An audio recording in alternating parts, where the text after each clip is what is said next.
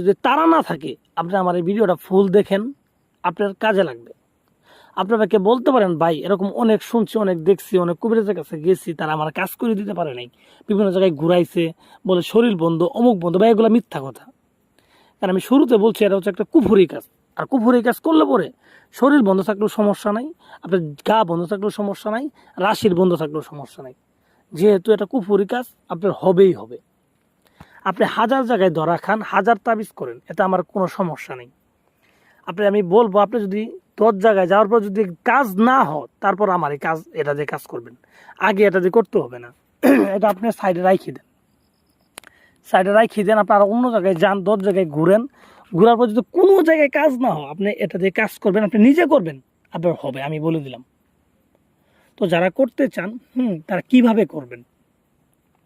এটা মূলত একটা কুফুরি কাজ। এটা করতে হবে একটা শনিবারের দিন রাত্রের বেলা করবেন, অন্ধকারে করলে সবচেয়ে ভালো। রাত্রের বেলা 10টা থেকে 11টার ভিতরে এই তাবিজটা করে শেষ করবেন। শেষ করার জন্য এটা কি করতে হবে?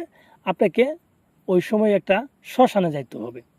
শ্মশানের জায়গায় চিতা, সে জায়গায় যাইতে হবে। তো এখানে বলতে পারেন ভাই একা গেলে তো সমস্যা। একা না, আপনি 2-4 জন 5 জন নিয়ে যাইতে পারবেন, সমস্যা নেই। তাদের সাইডে বসে রেখে আপনি কাজ করবেন।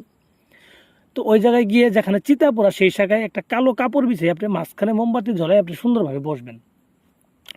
বসার পরে আপনার শরীরে সুগন্ধি লাগাবেন। ঠিক আছে? সুগন্ধি লাগানোর পরে চতুর্পাশে গোলাপ জল ছিটাই দিবেন। আর আগরবাতি ধরাবেন, সুগন্ধি আগরবাতি ধরাবেন। ধরানোর পর মুখের ভিতরে মিষ্টি জাতীয় কিছু, মধু অথবা বা চকলেট, মিষ্টি চকলেট বা চিনি, এগুলো মুখে দিবেন। দিয়ে তাবিজ লেখা শুরু করবেন। তো তাবিজটা তাহলে কার মধ্যে লিখবেন? তাবিজটা লিখবেন আপনি যে ব্যক্তির জন্য করবেন, তার ব্যবহার করা কাপড় উপরে লিখবেন। যদি কাপড় না থাকে তাহলে সাইডে রাখেন। কাপড় না রাখলে আপনি বাজার থেকে